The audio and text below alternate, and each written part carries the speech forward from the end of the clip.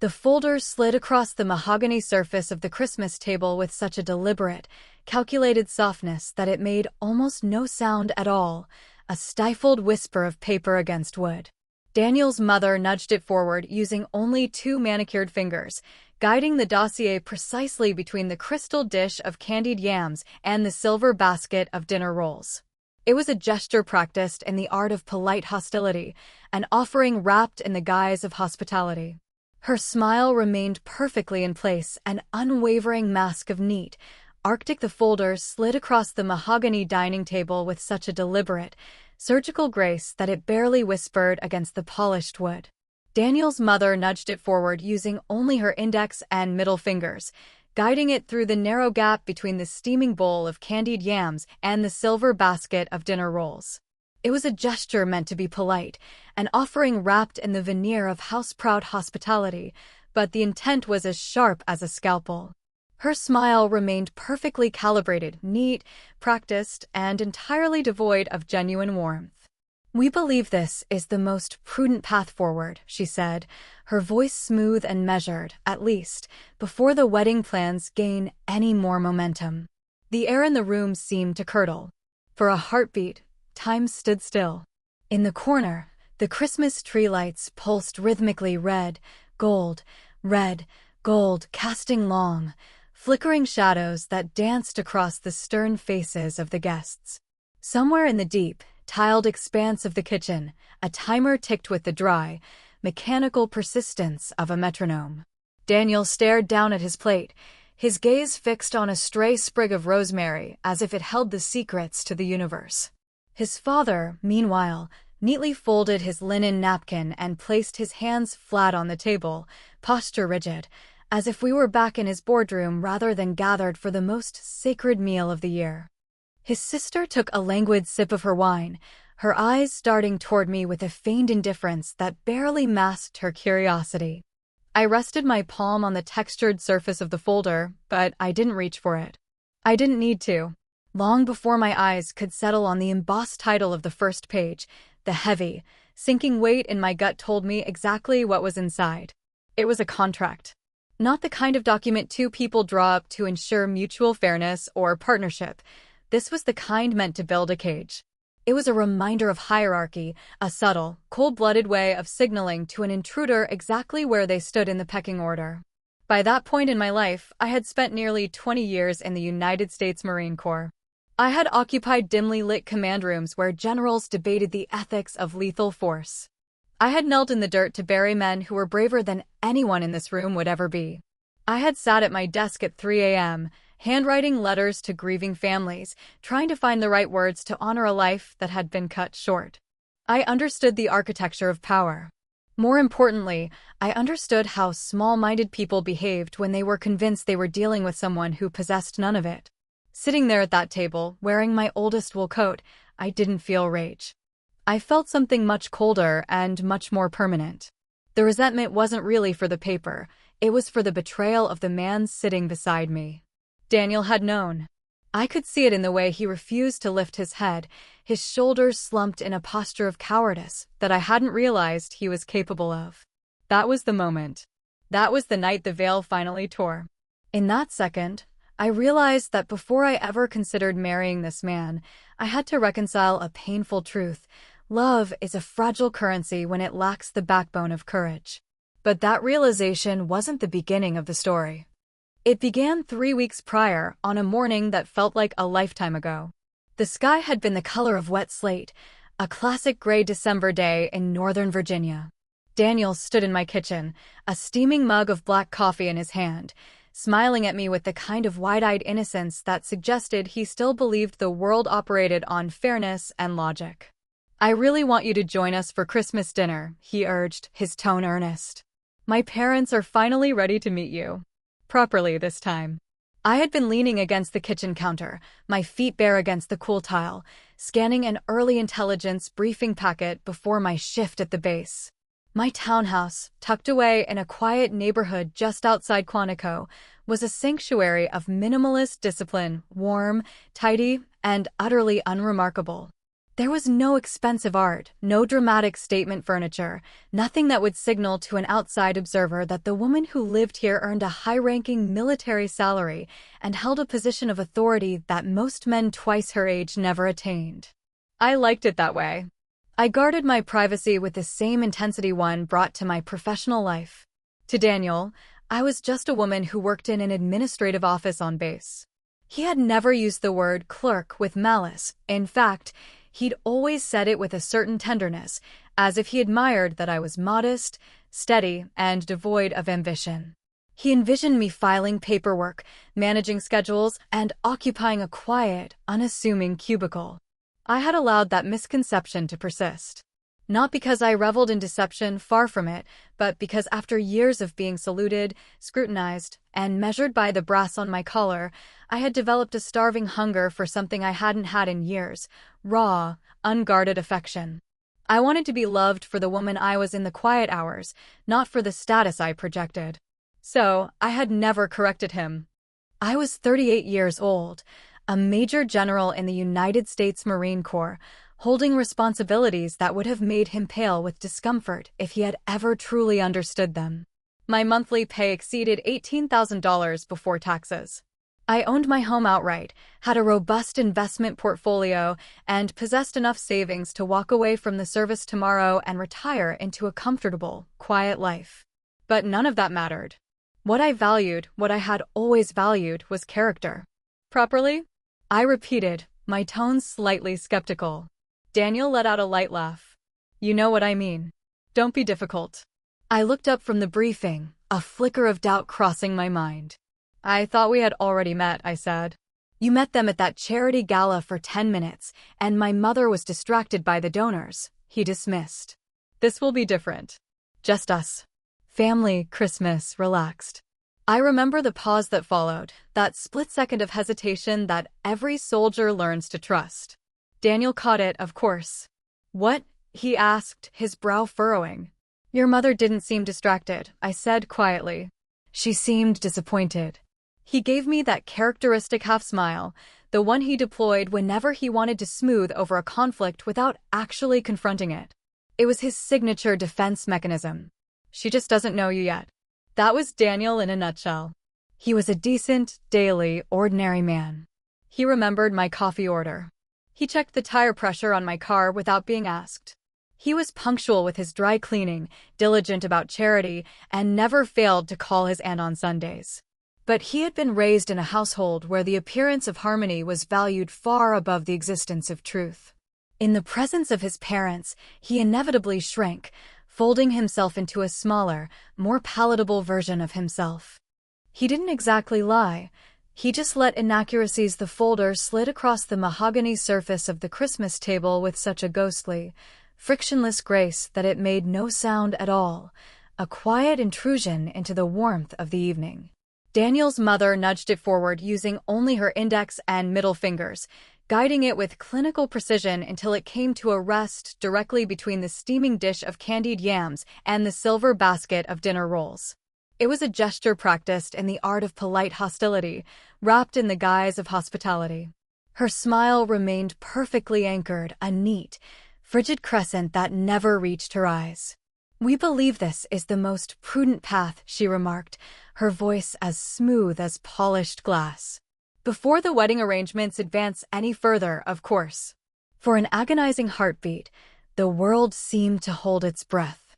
The only movement in the room came from the tree in the corner, where strings of miniature lights pulsed with an hypnotic, rhythmic cycle, red, gold, casting long, flickering shadows across the fine china. In the depths of the kitchen, the muffled ticking of a timer served as a countdown to a collision I hadn't realized was coming. Daniel kept his gaze locked on his plate, his posture suggesting a desperate desire to dissolve into the upholstery of his chair. His father, a man who viewed human interaction through the lens of a ledger, folded his hands with the calculated calm of a partner at a hostile board meeting. Across from me, Daniel's sister took a measured sip of her wine, her expression carefully curated to convey bored indifference. I reached out, my fingers tracing the cold, heavy grain of the folder's cover, though I didn't need to open it to understand its anatomy. I knew exactly what was inside. It was a prenuptial agreement. Not the kind drafted by people seeking mutual security, but the kind used to demarcate territory and remind a person of their supposed inferiority. I had spent nearly 20 years in the United States Marine Corps, a life that had hardened my perspective into something unyielding. I had occupied command rooms where generals debated the ethics of survival and the grim math of sacrifice. I had folded flags for grieving families.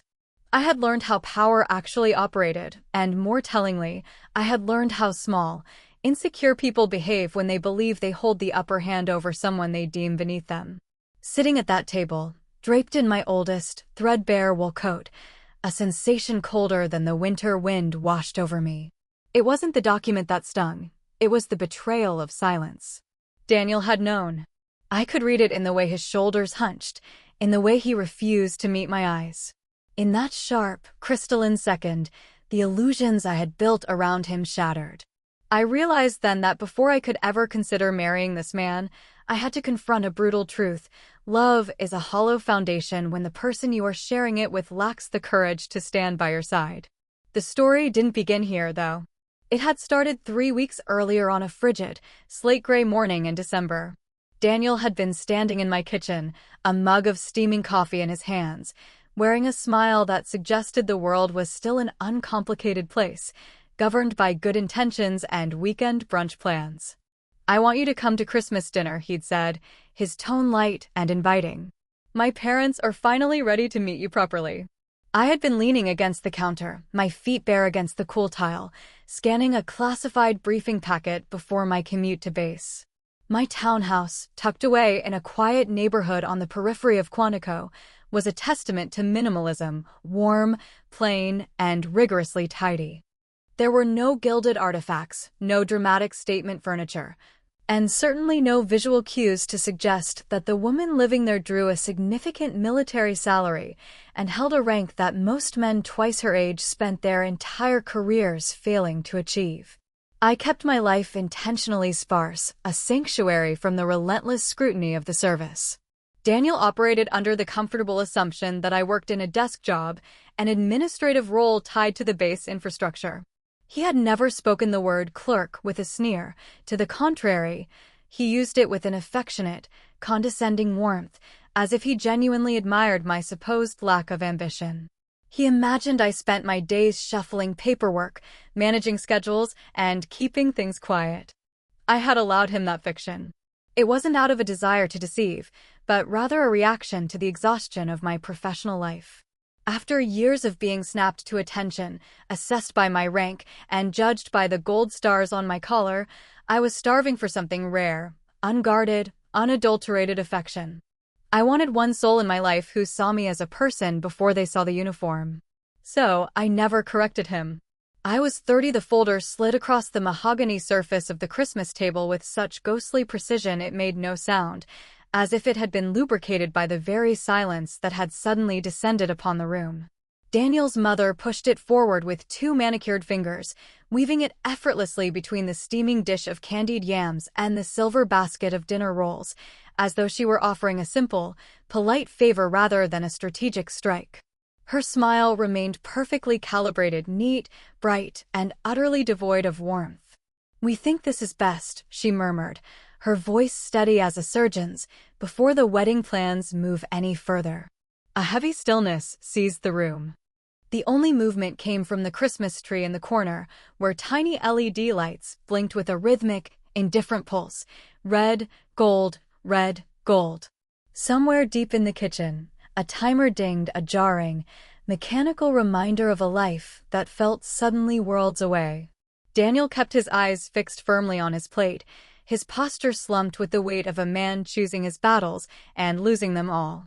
His father, meanwhile, folded his hands atop the table as if he were chairing a high-stakes board meeting rather than hosting a holiday dinner. Daniel's sister took a measured sip of her wine, her expression carefully curated to reflect a lack of interest, though her eyes betrayed a predatory curiosity. I rested my hand on the textured cover of the folder, feeling its weight beneath my palm. I didn't need to crack it open to know what lay inside. I recognized the silhouette of the document as surely as I knew the weight of a service pistol. It was a contract. Not the kind designed to ensure fairness or mutual respect, but the kind intended to draw a line in the sand, to remind you exactly where you sat on the social hierarchy.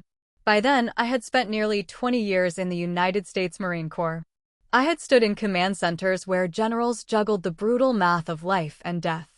I had written letters to grieving families, bearing the impossible burden of loss.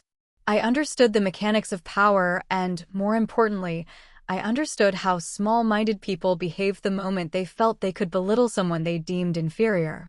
Sitting at that table, wearing the oldest wool coat I owned, a frayed garment that felt like a shield, I felt something far sharper than mere anger. It wasn't the document that stung, it was the betrayal of the man sitting beside me. Daniel had known. I saw it in the way his shoulders hunched, in his refusal to meet my gaze. That was the singular, crystalline moment when the illusion shattered. That was the night I realized that before I could commit my life to this man, I had to decide if love was ever enough when courage was noticeably absent. But the story didn't begin. The folder slid across the surface of the mahogany Christmas table with such a ghostly, frictionless grace that it made no sound at all. It landed precisely between the steaming porcelain dish of candied yams and the silver-trimmed basket of dinner rolls. Daniel's mother pushed it forward with 2 manicured fingers, her gesture dripping with a performative, icy politeness that felt more like a surgical strike than a holiday exchange. Her smile remained perfectly locked in place, neat, symmetrical, and devoid of warmth. "We believe this is for the best," she said, her voice dropping into that smooth, practiced cadence one might use to explain an unpleasant necessity to a child. Before the wedding arrangements move any further, we thought it wise to finalize these logistics. For a heartbeat, the room turned into a tableau of wax figures. No one dared to inhale. In the corner, the lights on the towering spruce tree blinked in an indifferent rhythm. Red, gold, red, gold. Somewhere deep within the house, a kitchen timer began to buzz, a harsh, mechanical sound that cut through the silence like a scalpel. Daniel's gaze remained glued to his plate, his posture hunched as if he were trying to shrink into the upholstery of his chair. His father folded his hands over his napkin, his expression radiating the same detached, clinical authority he likely reserved for board meetings and mergers, not a celebration of the birth of Christ. His sister lifted her wine glass, peering through the stem with studied indifference, clearly waiting for the fallout. I rested my palm flat against the manila folder, the texture of the paper cool and dry under my skin. I didn't need to lift the cover to know what lay inside. The weight of it, the specific way it had been presented, screamed its purpose. It was a contract. Not the type of document drafted to ensure equity or mutual protection, but the kind used to demarcate boundaries, a cold reminder of exactly where they believed I belonged in their social hierarchy. By that point, I had spent 2 decades in the United States Marine Corps. I had stood in windowless, fluorescent-lit rooms where generals made decisions that carried the terrifying weight of life and death, where the maps on the walls shifted with the tides of geopolitics. I had been tasked with the gut-wrenching duty of burying men whose bravery would never be properly recorded in the history books. I had spent countless nights drafting letters to grieving families, trying to find words that could provide a shred of comfort in the face of impossible loss. I understood the mechanics of power better than anyone in that dining room. More importantly, I understood how small, insecure people acted when they perceived someone else to be beneath them. Yet, sitting there in my faded, heavy wool coat, a garment that had survived field exercises and long nights of travel, I felt a sensation much sharper and colder than anger. It wasn't the paper that stung. It was the crushing realization that Daniel had known. I could see the truth in the slump of his shoulders, in the way he refused to lift his eyes from the turkey-stained porcelain. That was the moment. That was the night. That was the singular second I understood that before I could ever consider marrying this man, I had to decide if love was a viable foundation when the courage to stand by your partner was nowhere to be found. But that was not where the story truly began. It began 3 weeks earlier, on a gray, drizzling December morning. Daniel had been standing in my kitchen, clutching a chipped mug of coffee, smiling at me with an innocence that suggested he still believed the world functioned on simple, honorable terms. "I want you to come to Christmas dinner," he'd said, his eyes bright. "My parents are finally ready to meet you properly, for real this time." I had been standing at the granite counter, barefoot, scanning an early intelligence briefing packet before heading out for the base. My townhouse, tucked away in a quiet, unassuming neighborhood on the outskirts of Quantico, was warm and minimalist. There was no opulent art, no pretentious Italian furniture, and nothing to signal to the untrained eye that the woman living there earned a substantial military salary and held a rank that most men twice her age would never even dream of touching. I kept my life intentionally sparse, a sanctuary from the rigid demands of my professional existence. Daniel was under the impression that I worked in a desk job, administrative support, perhaps something vaguely tied to base logistics. He had never used the word clerk with malice. In fact, he spoke it with a kind of patronizing tenderness, as if he admired that I was steady and unpretentious. He genuinely believed I spent my days filing paperwork, drafting memos, and scheduling meetings. I had allowed him to keep that delusion. It wasn't because I took pleasure in the lie, far from it, but after years of being saluted, analyzed, deferred to, and judged by the gold stars on my collar, I had developed a desperate, starving hunger for something that authority could never provide: unguarded, genuine affection. I wanted, just for once, to be seen as a person before being seen as a symbol of the military-industrial complex. I was 38 years old, a major general in the United States Marine Corps. I held responsibilities that would have left him breathless and perhaps a little terrified if he had ever truly understood the scope of my daily life. My monthly salary was in the high five figures before taxes. I owned my home outright, maintained a diverse portfolio of investments, and possessed enough liquid savings that I could have walked away from the service the following morning and lived in quiet comfort for the remainder of my life. But none of that material security held a candle to the importance of character. "Properly?" I had asked him that morning, arching an eyebrow. Daniel laughed, a boyish sound. "You know what I mean. No distractions."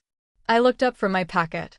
I thought I'd already met them properly at the fundraiser, but apparently my presence had been an inconvenience. "You met them at that gala for all of 10 minutes, and my mother was entirely preoccupied with the seating chart," Daniel explained. "This will be different. It'll just be family, a bit of Christmas cheer, nice and relaxed." I remember the silence that stretched between us. It was heavy, laden with the intuition that this was a mistake. Daniel sensed the shift in my mood instantly. "What?" he asked, his smile faltering. "Your mother didn't seem distracted," I said quietly. "She seemed disappointed." He gave me that characteristic helpless half-smile, his signature move designed to smooth over any discomfort without ever having to acknowledge the reality of the situation. "She just doesn't know you yet. Give her a chance." That was Daniel. He was a good man in the everyday, domestic sense. He knew exactly how I liked my coffee. He checked the oil in my sedan without being asked. He took his suit jackets to the dry cleaner like clockwork. He sent flowers to widows from his church and called his aunt every Sunday evening. He was the kind of person who brought in your groceries, not because he was trying to make a point, but because it was part of his routine of kindness. But Daniel had been raised in a family where keeping the peace was treated as a moral imperative, far more important than speaking the truth. Around his parents, he inevitably shrank, folding himself into someone smaller, someone less demanding, someone easier to categorize. He didn't lie, not technically. He simply allowed falsehoods to exist in the air, letting them harden into reality until they were too heavy to challenge. "When is the dinner?" I asked. "Christmas Eve," he replied. "My sister and her husband will be there, too. It'll be great." I set the briefing packet down and turned toward him, my expression unreadable.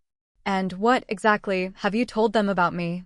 His eyebrows hiked up a second too quickly. "That you work on base." "Why? That's all?" He shrugged, shifting his weight. "More or less. Does it matter?" It would have been so simple to tell him then. I could have said, "Daniel, I am not an office clerk.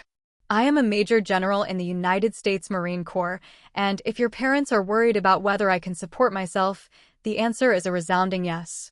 But something in me resisted. It wasn't pride, exactly. It was a cold, clinical curiosity. I had spent enough time around old money, the kind of inherited, anxious wealth that defined itself by exclusion, to know that people are rarely defined by their bank accounts, but rather by how they treat those they perceive to have less. Daniel's family belonged to that specific East Coast strata, not dynastic, but cushioned by country club memberships, seasonal vacations, and a fierce, almost neurotic need to protect the family reputation from the slightest hint of embarrassment. I had watched women like his mother my entire life, the velvet voice, the hawkish eyes, the public generosity that vanished behind closed doors. I decided then and there that I needed to see exactly who they were before I tied my life to their son. "All right," I said. "I'll be there." He let out a breath of pure relief and leaned in to kiss my forehead. "You'll see, it'll be a lovely night." I smiled back, but I remained silent. After he left for his office, I stood in the kitchen for a long time, the coffee in my hand turning tepid. I went upstairs, bypassed the crisp, tailored suits and the elegant dresses I wore for formal military ceremonies, and went straight to the back of the closet. I pulled out my oldest coat, a brown wool number, still functional, but frayed at the cuffs and thin at the elbows. It was the kind of coat my mother would have called respectable and that others might have dismissed as tired. My mother had raised me in a tiny town in North Carolina. My father passed when I was a child, and my mother had worked in the county records office for 26 years, a woman of sensible shoes and envelopes marked by the month. She used to tell me, a person of substance doesn't need to announce her worth.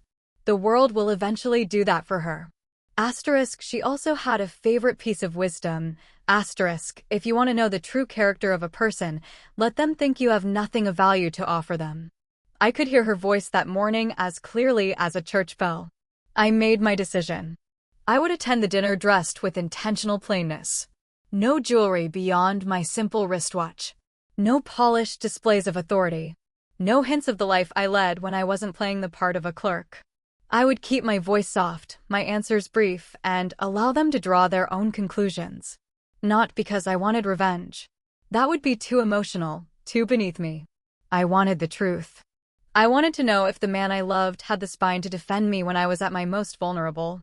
What I am still struggling to process is the fundamental premise of your intervention, I said, my voice steady, cutting through the dense, stifling air of the dining room.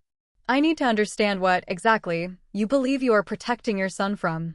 The words struck the table with the weight of a gavel. The atmosphere in the room shifted instantly from polite, forced cordiality to something sharp and brittle. His father's jaw tightened, a muscle jumping beneath his skin. "From complications," he replied, his tone clipped. "From the inevitable misunderstandings that arise when two disparate lives collide. From situations that, once initiated, become almost impossible to disentangle later." "Difficult for whom?" I countered, tilting my head slightly. "For everyone involved," he insisted. I gave a slow, deliberate nod, performing the motions of someone taking a serious conversation to heart. Because, in a way, I was. I slid the thick manila folder a few inches back toward myself, not rejecting it, not yet accepting it, but asserting control over the territory it occupied. "And Daniel," I said, shifting my gaze to the man beside me, whose face was pale in the flickering candlelight. "You were complicit in this. You agreed to this charade." "I didn't agree," he countered, his voice sounding thin and hurried. I didn't stop it. "In my world," I said, my voice dropping an octave, "those two things are identical." He flinched as if struck, a man suddenly confronted with the gravity of his own cowardice. I allowed the silence to stretch, thick and uncomfortable, for a heartbeat before pressing forward. "Tell me, what is the current market value of Daniel's trust?" The question acted like a sudden gust of wind, scattering the carefully arranged decorum of the evening. His father blinked, visibly taken aback. "I beg your pardon?" "You spoke of protection," I reminded him. "I assume that extends to the preservation of his existing assets. So, I am asking for a bottom-line figure. What is the current value of his trust?" Daniel's sister let out a sharp, incredulous laugh, the sound grating against the sudden stillness. "That's a bit direct, don't you think?" I am being practical, I said, never breaking eye contact with the father. We're discussing legal architecture, are we not? His father's mouth thinned into a hard, white line. That is not a figure we discuss in casual conversation. And yet, I said, my voice ice cold, you are asking me to sign a legal instrument that would fundamentally alter my future based on that very information. I don't see how it can remain a state secret. No one moved. The house lights hummed, the only sound in the room. I continued, my tone perfectly, maddeningly calm. Is the house in Daniel's name, or is it shielded within a family trust? That is hardly relevant to this discussion, his father snapped. It is entirely relevant if we are discussing marital property, I retorted. Daniel shifted, his chair scraping loudly against the hardwood floor. We don't need to go into the weeds of all that tonight. Let's just focus on the intent. Do we not? I asked. His mother stepped in, her smile practiced but brittle. This is exactly why we wanted to have this conversation early, so that expectations are clear for both parties. Clear for whom? I challenged. Her smile faltered, her lips compressing into a thin, bloodless line. I let my gaze sweep across the table, taking the measure of each of them in turn. They were so busy trying to frame me that they hadn't realized I had been dissecting them for the last hour. I'm also curious, I added, my voice smooth as glass, about Daniel's outstanding liabilities. You have a credit line tied to the startup you launched 2 years ago, I said, turning to him. Is that debt fully resolved, or is it still dragging? The color drained from Daniel's face until he looked like a ghost. His sister whipped her head around to look at him, her eyes wide with shock. What is she talking about? What debt? It's nothing, Daniel stammered, his hands fidgeting with his napkin. It's being handled. Is it? I asked, maintaining an unsettling composure. His father frowned, his brow furrowing as he studied me with a sudden, dawning suspicion. How would you even know about that? I met his eyes, unblinking. Because I listen. Because I observe. And because, unlike some people, I don't operate on assumptions. The room had gone deathly still. No one was eating, the food on their plates remained untouched, a testament to their fading appetites. The holiday lights twinkled in the corner, casting long, strange shadows against the walls. Daniel stared at me, his eyes wide with a cocktail of confusion and a growing, primal fear. Why are you doing this? He whispered. I considered the question for a moment, letting the weight of it linger. Because you begged me to take this relationship seriously, I said. And I am doing exactly that. His mother set her fork down with a sharp clink against the fine china. This feels completely unnecessary. We are trying to approach your future in a respectful, structured way. And I am responding with that exact same structure, I replied. Her expression hardened. You are being unnecessarily defensive. No, I corrected her, a ghost of a smile playing on my lips. I am being thorough. There is a profound difference. His father leaned back, his posture shifting as he began to study me with a different kind of intensity, not the dismissive scrutiny of a superior, but the cautious, analytical gaze of a man who suddenly realizes he's playing a game he might lose. What exactly do you do on base? He asked. There it was. The mask was slipping. It wasn't genuine curiosity, it was a recalculation of their internal math. I held his gaze, my spine perfectly straight. More than just filing paperwork, I said. Daniel let out a long, shuddering breath. Can we just slow down for a second? No, I said, my voice soft but immovable. I don't think we should. This moment matters. And if we rush past it, we'll spend the rest of our lives pretending this night happened differently than it actually did. His mother folded her hands in front of her, the diamonds on her fingers catching the light. We have treated you with respect, she insisted. I looked at her for a long moment, my expression unreadable. No, I said quietly. You have treated me with caution. And there is a world of difference between the two. The truth of it seemed to hang in the air, undeniable. I rested my hand lightly on the folder again. You are not wrong to want clarity. You are not wrong to want fairness. Those are, in fact, entirely reasonable requests. His father's shoulders relaxed slightly, an almost imperceptible concession. He clearly believed we were finally moving toward an accord. But, I continued, fairness is a binary equation. It requires full transparency from both sides. I slid the folder back to the center of the table. And right now, you are operating with incomplete data. His mother frowned, her brow furrowed. Then perhaps this is the time to share it. I looked at her, then drifted my eyes to Daniel. In that moment, I understood something with absolute, chilling clarity. They still believed they were the ones holding the reins. They still believed they were the architects of this conversation, the arbiters of my worth. I took a slow, deep breath, centering myself. For the first time that night, I allowed myself to consider the aftermath. Not as a reactionary strike, but as a calculated decision. I straightened, the air in the room suddenly feeling lighter, easier to breathe. "All right," I said, my voice calm, resolute. "If we're going to have a serious conversation about fairness, then let's do it properly." His mother nodded, a flicker of relief crossing her face, the smug satisfaction of a woman who thought she had finally forced me into the mold she'd prepared. "Yes," she urged, "that is exactly what we're asking for." I looked at Daniel, ignoring his parents for a moment. Before I disclose a single detail, I need to understand one thing. He met my eyes, his face etched with unease. "Okay," he murmured. "Why didn't you stop this?" I asked. "Why did you let them bring me here, under this roof, to be interrogated like a suspect?" He swallowed, his throat moving in a hard gulp. "I told you. I didn't want to cause a scene. I thought if we just got through dinner, we could talk about the contract later, in private, without all this drama." "All this," I said, gesturing to the folder, "was pre-decided, Daniel. The only thing you postponed was the inevitable truth." He had no answer for that. I let the silence settle between us, a heavy, suffocating shroud.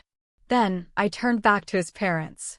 "You want clarity," I said, sitting back in my chair with a composed, lethal elegance.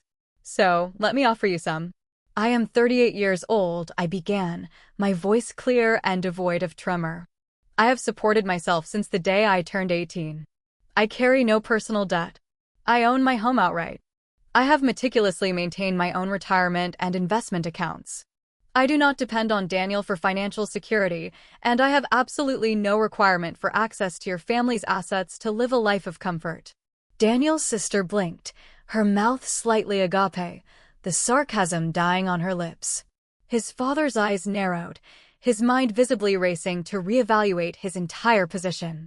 "And as for my work," I added, leaning forward, "you were correct in your assumption that I am on base." I paused, letting the weight of the understatement hang there for exactly 3 seconds, long enough for the gravity of it to register. "What do you mean?" Daniel asked, leaning forward, his eyes searching mine. I looked at him, then directly at his father. "I am a Major General in the United States Marine Corps." The silence that followed was absolute. It was a vacuum, a total absence of sound. It was so far beyond their framework of reality that they couldn't even process the syntax. Then his sister let out a short, hollow laugh. "I'm sorry." "What?" "I am a 2-star general," I said, my tone as level as if I were reciting the weather. "I command personnel, I oversee global operations, and I make decisions every single day that carry legal, financial, and, most importantly, human consequences. My responsibilities extend far beyond the administrative duties you seem to imagine." Daniel stared at me, his world clearly tilting on its axis. "You're serious," he breathed. "I am." His mother's expression shifted, the confusion eroding to reveal something far sharper: indignation. That's not something a person just hides." "I didn't hide it," I replied. "I simply chose not to lead with it." His father leaned forward, resting his chin on his interlocked fingers, studying me with an intensity that was entirely new. "If that's true," he said, his voice slow and heavy, "then why am I sitting here in an old coat, letting you lecture me about assets?" I finished for him. He didn't answer. I gave him the courtesy of answering it for him anyway. "Because I wanted to know how you would treat someone you believed had absolutely nothing to offer you." The words dropped into the room like a stone into a dark, still pool, the ripples moving outward until they reached everyone. Daniel looked at me, a profound, dawning realization crossing his features. "You never told me," he said, his voice a jagged whisper. "No," I agreed. "I didn't." "Why?" he asked. I held his gaze. Because I wanted, just once in my life, to have a relationship that wasn't shaped by rank or title. I wanted to know if I could be seen for who I am before I was categorized by what I am. His mother shook her head, her face flushing. This feels deceptive, misleading. Does it? I asked. Yes, she insisted. You allowed us to believe something that wasn't true. I allowed you to believe something you never even bothered to question, I countered. His father sat back, looking at his hands, then at me. And now, he asked, his voice drained of its earlier arrogance. Now, I said, we are finally having the conversation you wanted. Only now, all the information is on the table. I picked up the folder, tapping it once against the wood. This document is not inherently unreasonable. Prenuptial agreements are standard in many walks of life. They are useful when both parties enter them with full knowledge, independent counsel, and genuine, mutual respect. His mother nodded, her movements stiff. Exactly. But this, I said, opening it to the first page and turning it around so they could see the red ink of my mental edits, is not that. I pointed to a specific clause. This section assumes a gross disparity of income and restricts future claims accordingly. That premise is fundamentally incorrect. And here, I turn the page, this provision limits access to assets without disclosing their structure. That is an imbalance of information that no competent attorney would ever suggest a client sign. I turned one final page. And this language here? This isn't legal at all. It's personal. It reflects a deep-seated anxiety about character, not about money. His sister shifted, looking at the floor. His father frowned, his brow knit together. Our attorney drafted that based on our family protocols. Your attorney drafted a document based on your narrow perspective, not on a full understanding of the two people actually involved, I said. If we are to discuss a legal agreement, it should be drafted by separate counsel, with full disclosure from both sides, and with terms that protect each party with equal vigor. His mother's lips pressed into a hard line. And you expect us to simply accept that? I expect you to recognize that I am not the person you assumed I was, I said. And I expect you to act accordingly. Daniel ran a hand through his hair, his expression tortured. I don't even know what to say. You could start with the truth, I said. He looked at me, his eyes pleading. I didn't think it mattered. It mattered to them, I replied, gesturing to his parents, and you allowed it to matter without asking a single question. His father exhaled, a long, weary sound. Well, he said, this is certainly unexpected. Yes, I said. It is. His mother took a slow, deliberate sip of her wine, her hand trembling just enough to make the glass chime against her teeth. If what you are saying is accurate, she said, then perhaps we all proceeded under some unfortunate assumptions. That is one way to put it, I replied. And you, she added, her eyes meeting mine with a flicker of resentment, chose not to correct those assumptions. I did. A long, suffocating pause followed. Finally, she broke the silence. I suppose the question now is where we go from here. I looked at Daniel, then at his parents, then at the contract sitting in the center of the table like a bomb that had failed to detonate. I realized then that this was no longer about them. It was about the standard I was setting for my own life. I closed the folder with a soft thud and set it aside. You asked for clarity, I said. And now you have it. The contract sat there, looking remarkably small and inconsequential. Daniel's mother was the first to reclaim her composure, adjusting her napkin with mechanical precision. Well, she said, her voice carefully measured. This certainly changes the context. Does it? I asked. Her eyes flickered. Of course it does. We were operating under a specific understanding. Yes, I said. You were. His father leaned forward, resting his elbows on the table. You have to admit, most people in your position would have disclosed their status immediately. Most people lead with whatever they think will secure their position, I replied. I chose to see what you would do without that leverage. Daniel looked between us, his face ghostly pale. I still don't understand, he said. Why didn't you tell me? Not just them, me? I turned to him, my expression softening. Because I needed to know who I was building a life with, Daniel. Not who you would become once you knew my rank. That's not fair, he protested. No, I said quietly. What happened tonight wasn't fair. His sister shifted, clearly eager for the floor to swallow her whole. Okay, but this feels like a setup, she muttered. Like you orchestrated all of this. I didn't orchestrate anything, I said. I accepted an invitation to dinner and showed up exactly as I am. You were the ones who brought the folders and the assumptions. His mother exhaled. Regardless, we are here. We need to discuss the future. I nodded once. We do. She leaned forward, regaining some of her glacial composure. If you truly are in the position you claim, then you understand the necessity of structure. Agreements, boundaries, legacy. I do, I said. Then you must also understand that families like ours are not unique, she continued, her voice gaining speed. I have spent my entire adult life, I interrupted gently, working with people from every background you can imagine. Wealthy, poor, elite, forgotten. What distinguishes them, ultimately, is not what they have in the bank. It is how they behave when they believe no one is watching. No one spoke. Daniel stared at his hands as if they held the answers to a test he'd failed. Daniel, I said, my voice softening. I need to ask you something. Answer me honestly. He looked up, his eyes glassy. When your parents decided to present this tonight, did you agree with them? He opened his mouth, then closed it, the truth struggling to surface. I thought it was reasonable, he finally whispered. Just as a precaution. Even knowing who I am? I asked. He hesitated. I didn't know this, he said, gesturing to the air around us. No, I said. But you knew me. That landed with the force of a blow. He looked down again. I didn't think they were trying to hurt you, he said. That wasn't the question, I replied. The silence stretched, unbearable and long. Finally, he looked at me, his face crumbling. I didn't stop them. That, I said, is what I needed to know. His mother jumped in, her voice shrill. Daniel was merely trying to keep the peace. You cannot blame him for that. I turned my head to look at her, my eyes cold. Yes, I said, I can. Keeping the peace at the expense of someone else's dignity isn't peace, Mrs. Sterling. It is mere avoidance.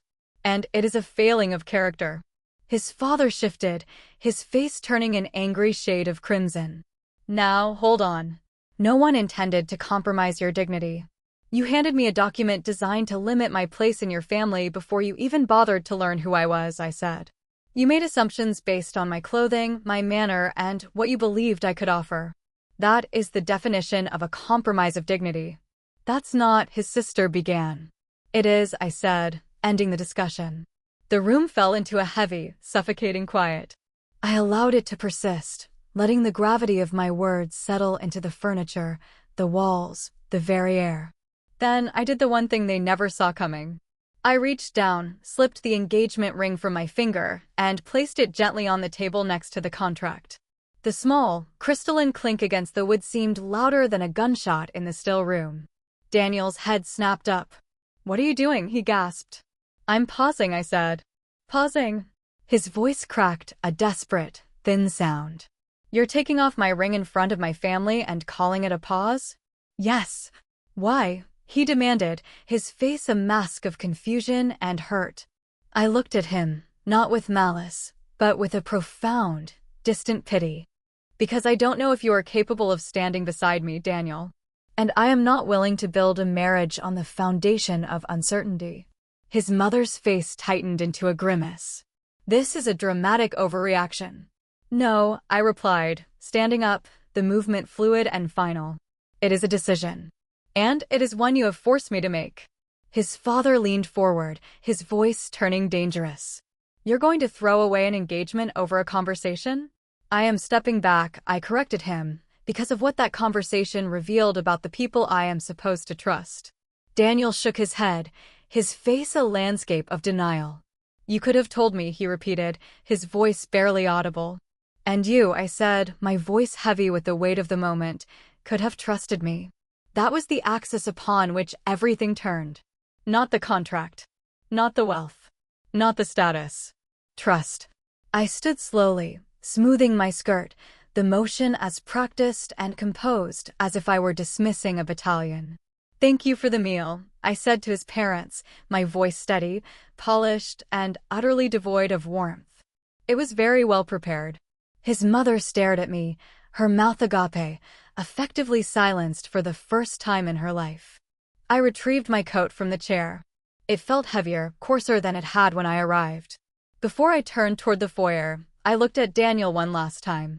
I meant every word I said. I told him, his name tasting like ash in my mouth. This isn't the end, but it is certainly not the beginning anymore. He didn't move. None of them did. They remained frozen in their seats, a tableau of people who had tried to build a wall and accidentally trapped themselves behind it. I walked to the front door, opened it, and stepped out into the biting, brutal December air. The wind hit my face, sharp and clean, a stark contrast to the stifling, perfume-heavy room I had left behind. Behind me, I heard the door click shut. For the first time all evening, I let my armor drop. Not into anger, not into triumph, but into a heavy, hollow sense of loss. Sometimes, the most painful part of finally seeing people clearly is realizing they never actually existed in the way you had hoped. He wrote about his lifelong habit of preserving the peace through passive withdrawal rather than standing his ground.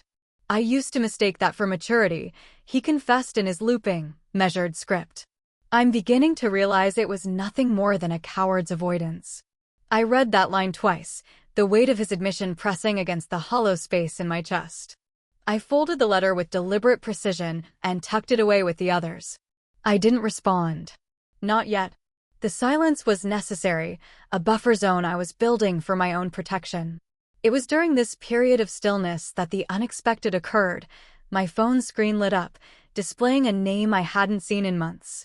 Daniel's mother. I let it ring once, twice, 3 times before tapping the screen.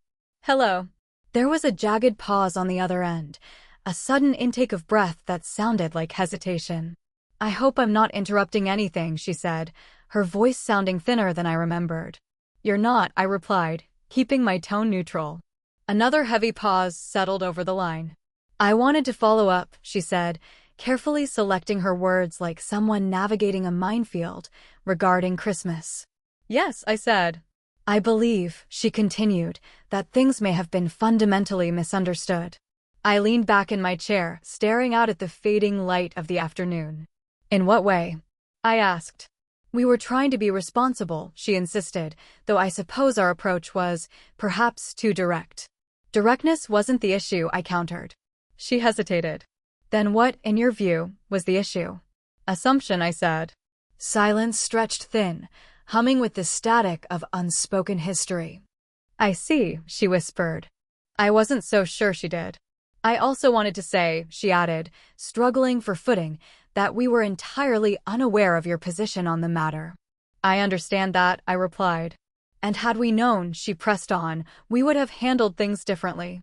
I let that linger, letting the air in the room grow heavy with the weight of her claim. Would you? I asked. She didn't answer immediately, the silence stretching long enough for me to hear the clock ticking on her wall. I would like to hope so, she said finally. It was honest, in a fragile, flawed sort of way. Then perhaps the issue wasn't information, I said. It was perspective. Another long silence passed. I suppose, she said slowly, there is some truth in that. We ended the call shortly after. It wasn't an apology, not a true one, but it was a fracture in the wall. The real shift, however, came a few days later. A letter arrived from Daniel's father. It was typed, devoid of his usual jagged handwriting. It was brief. I misjudged you. Not because of what you withheld, but because of what I chose to assume. That is entirely my responsibility. I regret the way that manifested. No explanations. No excuses. Just the raw acknowledgement of a mistake. I read it once, then set it aside. It was enough for now. It didn't repair the architecture of our relationship, but it acknowledged that something had, indeed, been broken. The following week, I called Daniel. We agreed to meet at a small, unassuming diner off the interstate, the kind of place where the coffee is always scorched, the vinyl booths are frayed at the edges, and the patrons are too busy with their own lives to cast a second glance at ours. It felt right. When I pushed open the door, he was already there. He stood the moment he saw me, his movements slightly jagged. For a heartbeat, neither of us spoke. Thank you for coming, he said, his voice barely audible over the hum of the grill. I nodded, sliding into the booth across from him. For the first time since that cold December night, there was nothing physical between us, no contracts, no legal documents, no buffer of pride. He looked thinner. Most wouldn't notice, but I saw the way his clothes hung on a frame that had been tightened by stress. The fine lines around his eyes were deeper, and his posture, once effortlessly confident, now carried a deliberate, careful quality, as if he were trying to occupy less space in the world. He waited until I had settled before he sat. A waitress poured 2 mugs of coffee without asking, leaving us with menus we didn't intend to read. "Thank you for coming," he repeated, his eyes fixed on the steam rising from his cup. "You said that already," I replied, my voice softened by an absence of malice. "I know," he gave a faint, nervous smile. "I just didn't want to assume." "That's new," I noted. "I'm trying," he said. We sat in the ambient noise of the diner, the low murmur of conversations, the rhythmic clink of porcelain, a sanctuary of normalcy. Around us, couples leaned into one another, sharing meals and silences that had been curated over decades. It served as a stark, grounding reminder of what we had lost. Daniel wrapped his hands around his cup, his knuckles white. "I read your face that night," he said, his gaze fixed on the table. After the contract, I knew the dynamic had shifted, but I lacked the vocabulary to understand why. "Do you understand now?" I asked. "More than I did," he admitted. Not completely, but enough to realize I was on the wrong side of the divide. I didn't rush him. I kept telling myself it wasn't a big deal, he continued. That it was just a formality, just paperwork, that everyone does it. "Everyone doesn't," I said. "I know that now." He paused, his throat tightening. "It wasn't really the contract, was it?" "No," I said. "It wasn't. It was me," he whispered. "It was what you failed to do," I corrected gently. He looked down at the scratched formica. "I've been agonizing over that," he said. "I always thought of myself as a good man, and in many ways, I still believe I am. But I've begun to realize that being good when life is easy is the baseline. It doesn't actually mean anything." "No," I said quietly, "it doesn't." He locked eyes with me. "I didn't stand up for you," he said, the words catching. "Not because I didn't love you, but because I was terrified of dealing with my parents. I thought I could manage the fallout later, in private, but by then, the damage had already become a permanent part of the landscape." "Yes," I said. "I'm sorry," he said. I believed him. But belief, I had learned through the long winter, was not synonymous with trust. "What have you done to change?" I asked. He looked relieved, as if he had been bracing for that exact question. "I've been seeing a counselor," he said. "Twice a week at first, now once. I've realized how much of my life I've spent smoothing over edges, avoiding conflict, especially with them." "That's a common pathology," I noted. "I know," he replied. "But I don't want to live in the quiet anymore." I met with a lawyer, too. My own attorney, not theirs. That piqued my interest. "And?" He explained what a fair, equitable agreement looks like, Daniel said.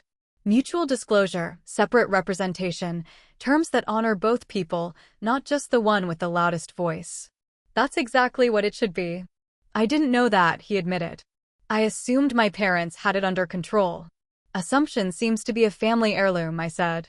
He gave a small, rueful smile. "Yeah, I've noticed." We sat in the quiet, letting the weight of the past shift beneath us. "I'm not asking you to come back," he said, his voice steadying. "Not yet. I know I haven't earned that right. I appreciate your honesty. I just want you to know I'm working on it," he continued. "Working on myself, on the way I handle pressure, on how I show up for the people I care about." I studied him, stripping away the layers of the man I used to know. He wasn't performing. He wasn't trying to charm me back into the status quo. He was simply offering a version of the truth. "What about your parents?" I asked. He exhaled a long, shuddering breath. "That's been a battlefield," he said. "But I've started setting boundaries. I told them that our relationship is a closed door to them. I won't discuss us unless you are physically present. And if we ever decide to move forward, decisions like that contract won't happen without both of us holding the pen from the very beginning." How did they take that? "My mother was hysterical," he admitted. "My father was silent, but he wrote you that letter." It was an immense struggle for him to concede any fault. "I received it," I said. We fell into a comfortable silence. When the waitress returned to refill our coffee, we both declined further service. Once she retreated, Daniel leaned in slightly. "I don't expect your trust, not yet," he said. "I just want the chance to evolve into someone you can trust again." I let the sentence hang in the air, a bridge being built in real time. Outside, the headlights of a passing truck swept across the window, bathing us in a brief, passing glow. "Trust isn't a gift you request," I said eventually. "It's a structure you build, brick by brick." "I know," he said. "And it takes time." "I have time," he replied. I looked at him for a long, searching moment. There was no absolute certainty, no grand epiphany that everything was mended. But there was the flicker of possibility, a light I hadn't expected to see. "I'm not ready to decide anything today," I said. "I understand," he said. "But I am willing to keep talking." Relief washed over his face, quiet and profound. "Thank you," he said. We finished our coffee in a silence that felt less like a vacuum and more like a shared room. As we stood to leave, he kept his hands at his sides, respecting the distance I had set. He walked with me to the door, matching my pace. Outside, the air was crisp, the sharp edge of the winter chill having finally mellowed. "Same place next week?" he asked. "Yes," I said. He offered a smile that finally reached his eyes. "I'll be here." "I know," I replied.